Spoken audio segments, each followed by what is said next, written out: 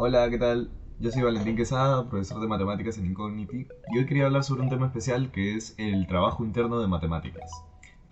Claramente, el bachillerato internacional tiene varios de estos trabajos internos, ¿no? Uno para cada curso, ya sea el de español, el de inglés o incluso los cursos de ciencias.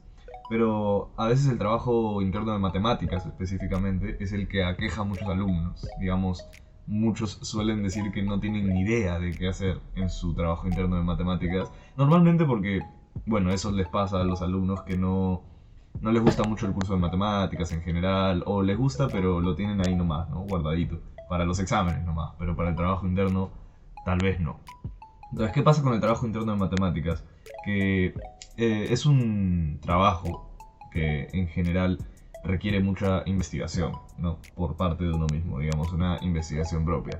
Entonces, si el alumno, digamos, no tiene esa motivación de leer por su cuenta, investigar algún tema, buscar bibliografías, finalmente el trabajo no va a estar tan sustentable.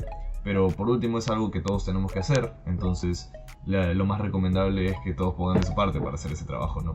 Yo personalmente, cuando me tocó hacer el trabajo interno de matemáticas, digamos que de todos los trabajos que tenía que hacer en el bachillerato, ese era el que menos me daba miedo, por así decirlo, de terminar. ¿Y por qué? Porque bueno, yo siempre he sido un buen alumno en matemáticas, entonces finalmente dije, wow, el trabajo interno de comunicación me va a costar bastante.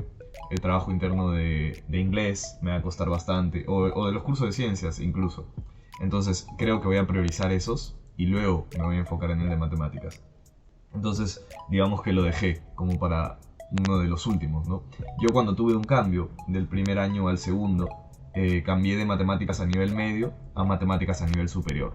Entonces, eso quiere decir que también cambiaba la exigencia de este trabajo interno y tuve que investigar para muchos más temas o temas, digamos, más complejos que no necesariamente eran de la currícula de nivel medio, sino también de nivel superior. Ojo, eso no quiere decir que nosotros no podamos escoger un tema de una currícula exterior a la del bachillerato. Es más, hay trabajos internos que utilizan temas que son exteriores a los del bachillerato y es recomendado. Pero en el momento yo no me quería aventurar tanto y decidí quedarme para temas de lo que se enseñaba en el IB, ¿no? Entonces, ¿cómo hice yo para llegar a mi tema? Bueno, la verdad que en ese momento yo lo único que tenía de investigación de matemáticas no era leer libros, ni escuchar foros, ni nada de eso, sino más que nada era ver videos de YouTube. Yo, honestamente me gustaba, no era tanto como una obligación, sino que me gustaba leer esas páginas de investigaciones específicas de matemáticas, proyectos interesantes, curiosidades, ese tipo de cosas, ¿no? Entonces, a raíz de eso, pude tener varias ideas un tanto vagas sobre lo que podría tratar en mi investigación, ¿no? Reuní unas cuantas ideas en un documento, 5 ideas, vamos a decir algo así, y se las presenté a mi profesor de matemática. Él las leyó y dijo que la mayoría eran como ideas teóricas o tal vez de temas que no sabía él cómo abordar de una manera formal, porque finalmente era un trabajo escrito y tenía que saber cómo sustentarlo con bibliografías aparte de un video de YouTube. Eh, Recuerdo que entre esos temas había algunos que hablaban sobre, no sé, teoría de juegos, números complejos, que en ese momento para mí era desconocido prácticamente porque yo recién estaba ingresando a los temas de nivel superior. Entonces finalmente hubo uno que a mi profesor le pareció interesante, que trataba sobre un problema de un sofá que quería, digamos, pasar a través de un corredor que es como un ángulo de 90 grados, ¿no? Un corredor de un ángulo de 90 grados, y había un sofá que quería pasar por ahí. Y la pregunta, digamos, la cuestión a resolver era cuál era el mayor área que podía tener ese sofá para pasar por ahí y qué forma debía tener, ¿no? Entonces el video era cortito, se podía entender un poco de cómo los investigadores llegaron a la conclusión de que el sofá tenía que tener cierta forma, ciertas dimensiones, pero la matemática detrás era súper complicada, era muy complicada. Entonces cuando yo se la presenté a mi profesor me dijo, uy, es un tema muy interesante, pero lamentablemente la matemática que tendrías que involucrar en tu trabajo excede los límites, vamos a decir así, ¿no?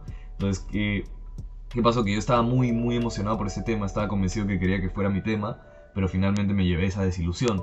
Y el profesor me dio y me dijo, yo creo que sé lo que puedes hacer. Yo creo que ese tema, que se llamaba en ese momento el problema del sofá, podemos darle un enfoque distinto y lo cambiamos a lo que sería el problema de la escalera.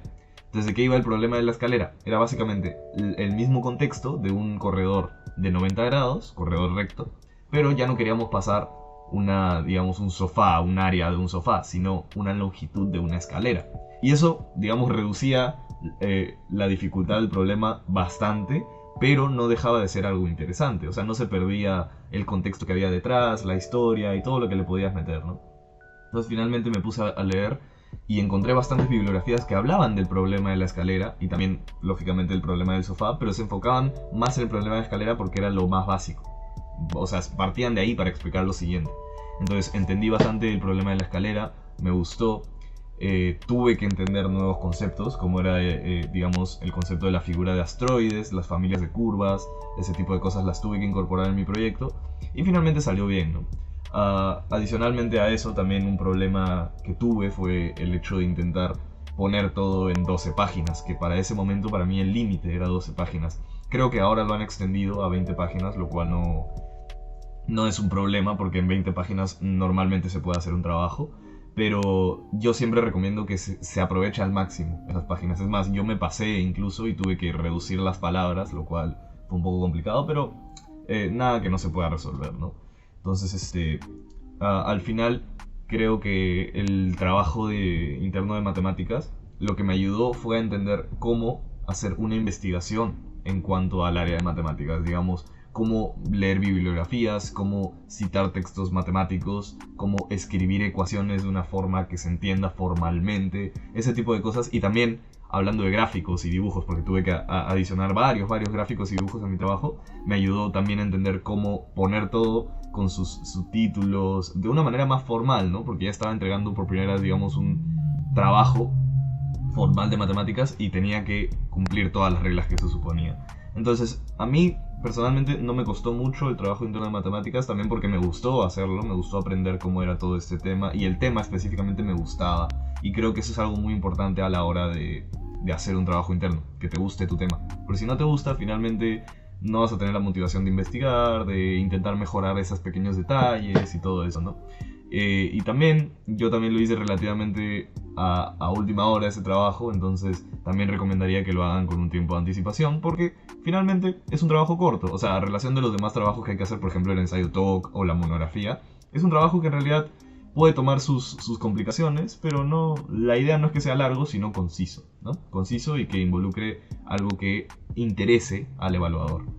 Entonces, bueno, eso fue mi experiencia con el trabajo interno. Espero que ustedes también tengan suerte en el trabajo interno de matemáticas y si quieren ayuda, ya saben, nosotros tenemos asesores especializados en esos temas que les van a dar una gran cantidad de apoyo, ya sea eligiendo el tema, corrigiendo los errores, los formalismos y ese tipo de vainas, ¿no? Entonces no duden en escribirnos y ya nos estaremos viendo. Muchas gracias.